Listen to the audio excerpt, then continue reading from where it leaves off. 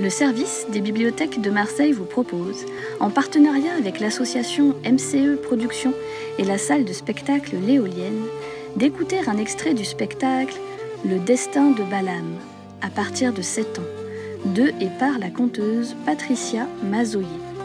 Un enregistrement réalisé au printemps 2020 en période de confinement. Bonne écoute!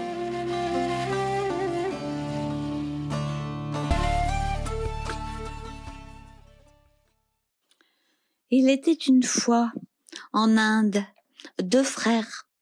L'un était riche, mais vraiment riche, très très riche, et l'autre était très pauvre.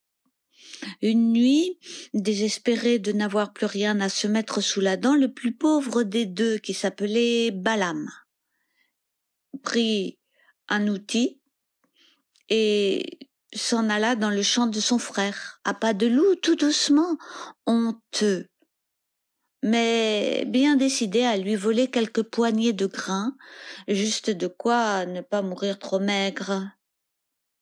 Or, juste à l'entrée du champ, à la lisière du champ, dans la nuit, il se cogne contre une ombre tout à coup dressée devant lui. L'ombre l'agrippe par le bras et lui dit « Que viens-tu faire ici ?» Balaam pousse un cri de terreur, il tremble de tous ses membres, les yeux écarquillés car la nuit est épaisse et il n'arrive pas à distinguer le visage de cette ombre. Alors il bafouille. « Je viens prendre quelques grains d'orge dans le champ de mon frère. Je n'ai plus rien à manger. Mais toi, dis-moi, qui es-tu » Et l'ombre répond « Je suis le destin de ton frère. Je protège ses propriétés. » Alors Balaam, en entendant ces paroles, s'exclave amèrement. Si tu es le destin de mon frère, dis donc, où est le mien? Veux-tu me le dire, il est où mon destin, mon malheureux destin qui permet que je sois si pauvre? Il est où, tu peux me le dire? Et là, contre toute attente, l'ombre répond et dit « Il dort. Ton destin dort tout là-bas, au-delà des 7 mers. Et si tu veux qu'il te protège et qu'il t'aide, va le réveiller. » Alors, Balaam, le pauvre Balaam, réfléchit un instant. Oui, il est misérable, mais il est courageux. Et il décide donc de partir aussitôt à la recherche de son destin. Alors il s'en va sur le grand chemin, il marche droit devant lui, le vent, le soleil tanne son visage, et il marche pieds nus dans la poussière, le poing fermé sur son bâton, il marche, et un soir, au crépuscule, il s'endort au pied d'un amandier. Or, dans son rêve, il entend l'arbre lui parler, et l'arbre se plaint. L'arbre lui dit « Ah, je souffre, » lui dit l'arbre. « Mes amandes sont amères, mon feuillage est malingre. Homme, toi, quand tu seras au-delà des 7 mers, demande à ton destin quel est le mal et reviens me soigner. » Balaam, dans son rêve, promet de revenir. Alors à l'aube, il se réveille et il regarde l'arbre. Ouais. Et il reprend sa route. Il marche sur le grand chemin. Il marche droit devant lui, le vent, le soleil tanne son visage, il marche, pieds nus dans la poussière, le poing fermé sur son bâton. Il arrive un jour dans une ville magnifique, vraiment Pourtant, les gens qu'il croise dans les rues, sont tristes à faire pleurer les cailloux. Il demande à un mendiant ce qui chagrine ainsi le peuple, et le mendiant lui répond. Il lui dit, « Notre roi va mourir bientôt. Voilà des années qu'il s'épuise à bâtir une tour qui refuse de tenir debout. Toutes les nuits, la tour s'écroule. Alors le roi se meurt de rage. Et de chagrin. Il ne comprend pas pourquoi cette maudite tour ne se dresse pas fièrement vers le ciel. Puis le mendiant se penche à l'oreille de Balaam et il lui dit, « Homme, toi qui vas tout là-bas, au-delà des 7 mers, je vois ça dans tes yeux. Demande à ton destin, quand tu le trouveras, quelle malédiction pèse sur notre ville, et reviens nous le dire. » Et Balaam promet, et il s'en va. Il reprend sa route sur le grand chemin et il marche droit devant lui. Le vent, le soleil tanne son visage. Il marche pieds nus dans la poussière, le poing fermé sur son bâton. Il marche longtemps, jusqu'au bord d'un vaste fleuve. Là, il aperçoit sur un roc un nid d'aigle où piaillent 3 petits aiglons. Mais aussi, il aperçoit un serpent qui rampe sur le rocher, un serpent en sifflant, tend sa langue fourbue. Et Balaam le chasse à grands coups de bâton. Et il était temps, car le monstre, le serpent, ouvrait déjà sa gueule au bord du nid pour manger les petits, les aiglons. Alors, un aigle royal apparaît dans le ciel, c'est la mère des aiglons. Elle remercie Balaam et lui dit, « Que puis-je faire pour toi en retour ?»« Si tu me portais au-delà des 7 mers, répond Balaam, alors là tu me rendrais un fier service. » Et aussitôt, il se sent enlevé dans les airs, il file dans les nuées, couché entre les ailes déployées de l'aigle. Il traverse des crépuscules, des nuits, des matins blancs, et il arrive enfin au bord d'un rivage gris et désert. L'aigle le pose, Balaam se laisse glisser sur le sable, et là, à quelques pas seulement, il aperçoit une ombre couchée, endormie contre un rocher. Alors Balaam s'approche et il se penche sur l'ombre endormie et lui tord les orteils et le tout petit doigt de pied et l'autre doigt et il tord le 3e et il tord le 4e et le 5e et lui dit, « Allez, debout, destin, mon destin, paresseux, imbécile, debout, j'ai besoin de toi. » Et le destin s'éveille,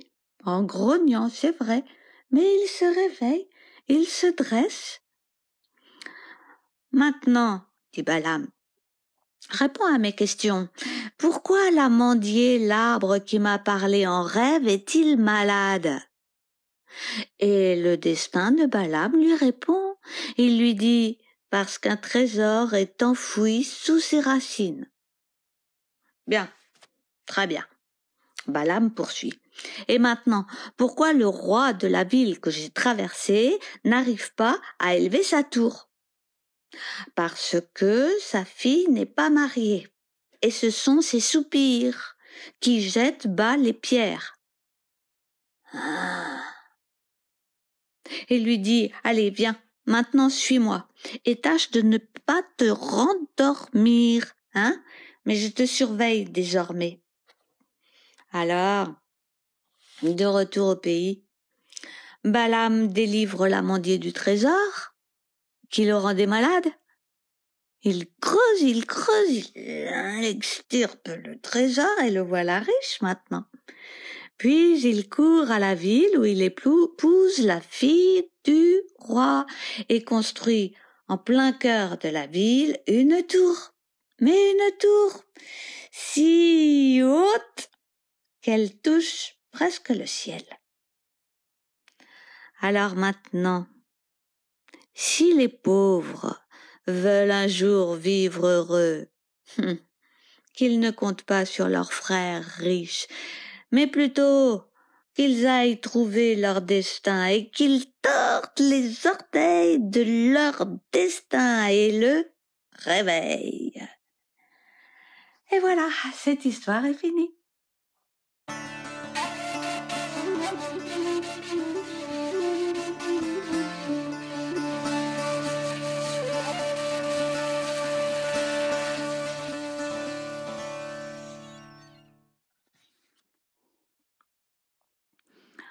Connaissez-vous la princesse au petit pois? C'est une princesse qui un soir frappe à la porte du château d'un prince. Ce prince rentrait de voyage justement. Un soir, ses parents l'avaient convoqué et lui avaient dit « Bon, maintenant tu es en âge de te marier ». Il avait répondu « Oui, c'est vrai. Oui, je veux bien me marier, mais je voudrais me marier avec une vraie princesse. » Voilà. Alors, il était monté sur son cheval et il était parti à la recherche d'une princesse, mais une vraie princesse. Ah, c'était pas commode pour trouver une vraie princesse. Parce qu'il y avait toujours un petit quelque chose à redire. Oh, les princesses ne manquaient pas. Non, c'est pas ça. Mais étaient-elles de vraies princesses? Il ne pouvait s'en assurer tout à fait. Toujours il y avait ce quelque chose qui n'était pas comme il fallait. Alors un jour il rentra chez lui tout chagrin, car il voulait bien épouser une princesse, mais une vraie princesse. Jusqu'à ce soir, donc, ce soir-là, oh, le temps dehors était affreux. Éclairs et tonnerre, pluie à torrents, c'était effrayant. Donc on frappa à la porte. Le roi, le père du prince, alla ouvrir. Et donc dehors, c'était une princesse qui prétendait être une vraie princesse. Et alors, de quoi avait-elle l'air, hein? Avec cette pluie, ce vilain temps, l'eau lui coulait dans les cheveux, ça lui faisait des queues de rat. Bah, et sur les vêtements, elle était pleine de boue. L'eau lui entrait dans le nez et dans les souliers et ressortait par les talons et elle prétendait être une vraie princesse. Bon, c'est ce que nous allons voir, pensa en elle-même la reine, la mère du prince. Elle ne dit rien de ses plans. Vite, clac, clac, clac, clac, clac, elle monte dans la chambre à coucher. La chambre des princesses en visite. Là, dans cette chambre, elle enleva toute la literie et déposa un petit pois au fond du lit. Puis elle prit 20 matelas, mais des matelas très épais. Elle recouvrit le petit pois des 20 matelas. Par-dessus, elle ajouta 20 couettes de plumes par-dessus les 20 matelas. Et c'est là que la princesse, qui prétendait être une vraie princesse, devait dormir là. Allez, une nuit. Un lendemain matin, le lendemain, au petit déjeuner, le matin. La reine demanda à la princesse qui prétendait être une vraie princesse comment elle avait dormi. « Oh, terriblement mal !» dit la princesse. « Je n'ai presque pas fermé l'œil de toute la nuit. Je ne sais pas ce qu'il y avait dans ce lit. Ah, mais j'ai couché sur quelque chose de dur, et j'en ai le corps tout brun et bleu, c'est terrible. Alors là, la reine reconnut une vraie princesse, car seule une vraie princesse pouvait sentir le petit pois à travers les 20 matelas et les 20 couettes de plumes. Seule une vraie princesse pouvait avoir la peau si délicate, la peau si délicate. Le prince épousa donc la vraie princesse, puisque maintenant il était assuré que c'était vraiment une vraie princesse, hein. Et le petit pois fut placé dans un musée où il est encore, si personne ne l'a pris. Oh. Et ça, voyez-vous, c'est une vraie histoire.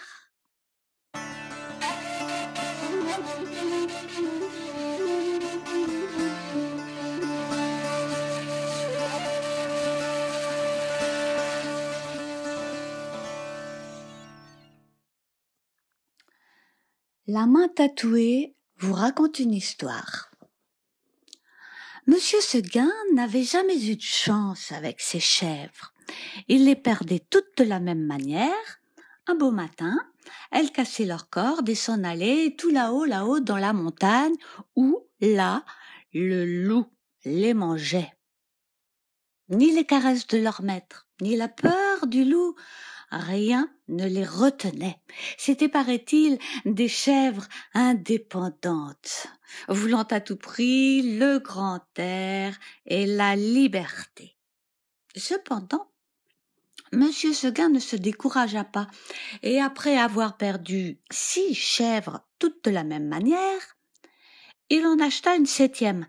Seulement cette fois, il eut soin de la prendre toute jeune pour qu'elle s'habituât mieux à demeurer chez lui. Ah, qu'elle était jolie, la petite chèvre de Monsieur Seguin, mais qu'elle était jolie, avec ses yeux doux, sa barbichette, ses cornes zébrées, ses sabots noirs et luisants, et ses longs poils blancs. Ah, qu'elle était jolie, et puis docile, caressante, se laissant traire sans bouger. Un amour de petite chèvre. Monsieur Seguin avait derrière sa maison un clos entouré d'aubépines, et c'est là qu'il mit sa nouvelle pensionnaire, au plus bel endroit. Il l'attacha à un pieu, en ayant soin de lui laisser beaucoup de cordes, et de temps en temps, il venait voir si elle était bien. Ouais, la chèvre se plaisait. Elle se trouvait heureuse, elle broutait l'herbe de si bon cœur que Monsieur Seguin était ravi. Ah, enfin, en voilà une qui ne s'ennuiera pas chez moi, pensait le pauvre homme. Car Monsieur Seguin se trompait. La chèvre s'ennuya. Un jour, elle se dit en regardant la montagne, « Ah, comment doit être bien là-haut! Oh, quel plaisir de gambader dans la montagne sans cette maudite longe qui vous écorche le cou! C'est bon pour l'âne ou pour le bœuf de brouter dans un clos. Nous les chèvres, il nous faut du large. » Et à partir de ce moment, l'herbe du clos lui parut fade, l'ennui lui vint, et elle maigrit. Son lait se fit rare. Oh, c'était pitié de la voir tirer tout le jour sur sa longe, la tête tournée du côté de la montagne, la narine ouverte en faisant tristement. Monsieur Seguin s'apercevait bien que sa chèvre avait quelque chose, mais il ne savait pas quoi. Un matin, comme il achevait de la traire, La chèvre se retourna et lui dit « Monsieur Seguin, je me languis chez vous. Laissez-moi aller dans la montagne. »« Ah, non !» s'écria monsieur Seguin, stupéfait. Mais elle aussi. Puis, s'asseyant dans l'herbe à côté de sa chèvre, il lui dit « Mais comment, Blanquette, tu veux me quitter ?» Et Blanquette répondit « Oui, monsieur Seguin. »« Est-ce que l'herbe te manque ici ?»« Oh, non, monsieur Seguin. »« Ah, tu es peut-être attaché de trop court. Veux-tu que je rallonge la corde ?»« Oh, ce n'est pas la peine, monsieur Seguin. »« Mais alors, qu'est-ce qu'il te faut, Blanquette ? Qu'est-ce que tu veux ?»« Je veux aller dans la montagne, monsieur Seguin. »« Mais malheureuse, tu ne sais pas qu'il y a le loup dans la montagne, hein ?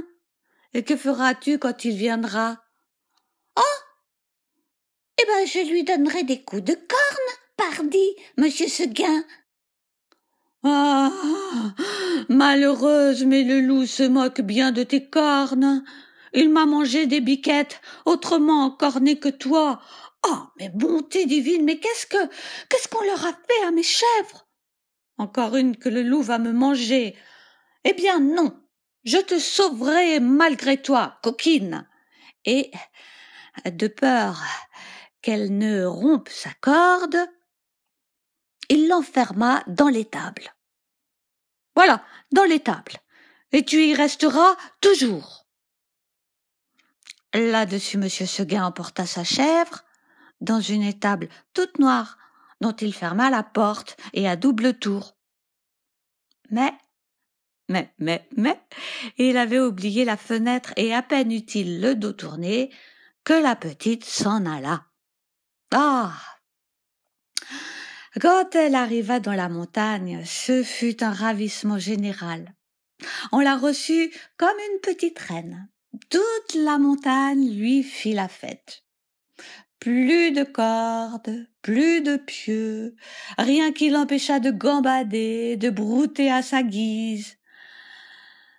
Ah, il y en avait de l'herbe, et quelle herbe savoureuse, fine, dentelée, faite de 1000 plantes.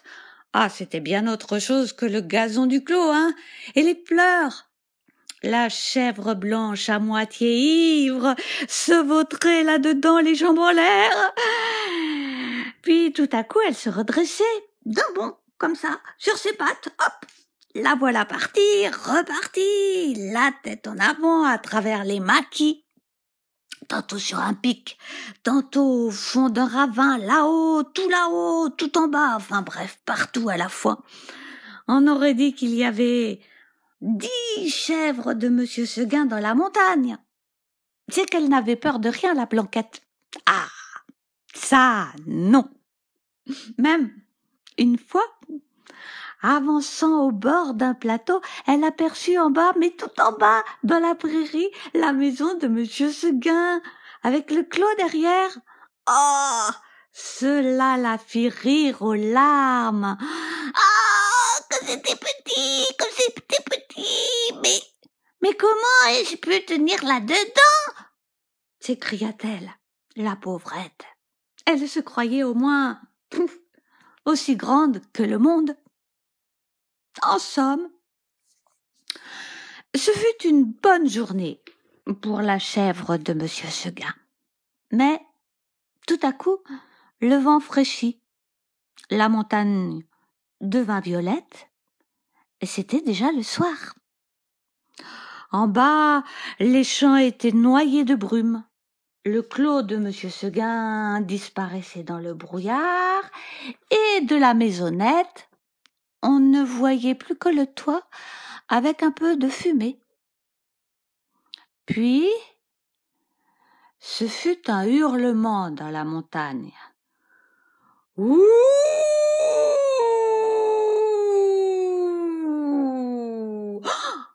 Elle pensa au loup tout à coup. De tout le jour, la folle n'y avait pas pensé.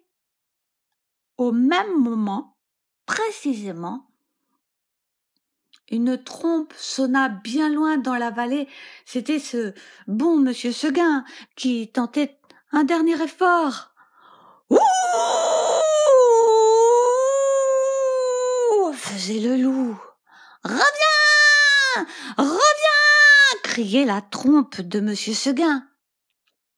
Blanquette eut envie de revenir, mais se rappelant le pieu, la corde, la haie du clos, elle pensa que maintenant elle ne pourrait plus se faire à cette vie-là et qu'il valait mieux rester.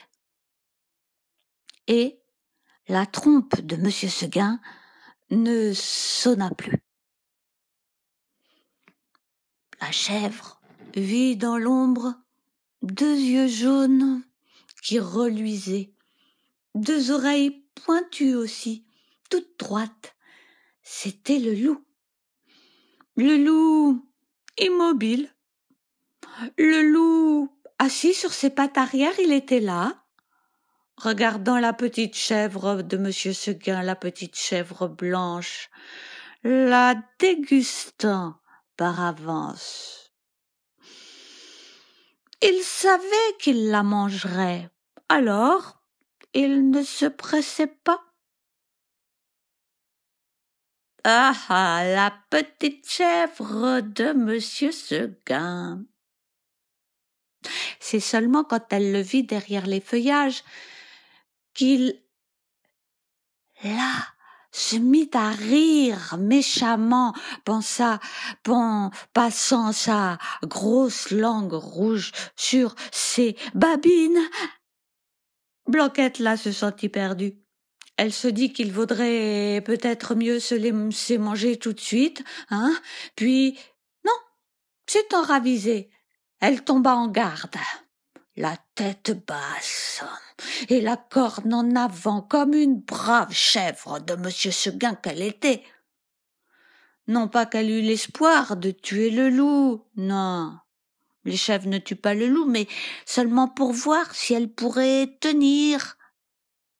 Alors, le monstre, le loup, s'avança, et les petites cornes de la chèvre de monsieur Seguin, la Blanquette, entrèrent en danse. Ah, la brave chevrette, comme elle y allait de bon cœur, mais plus d'une fois, elle força le loup à reculer.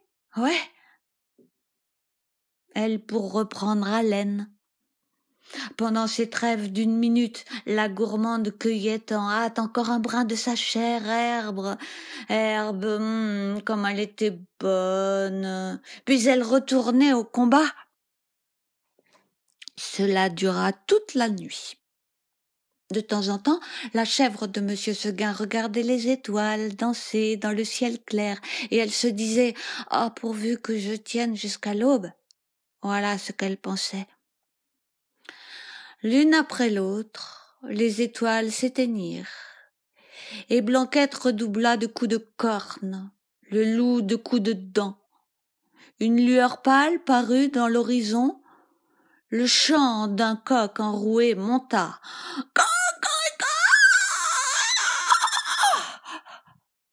La pauvre bête n'attendait plus que le jour pour mourir. Elle s'allongea par terre dans sa belle fourrure blanche, toute tachée de sang. Alors le loup se jeta sur la petite chèvre et la mangea. Cette histoire est finie.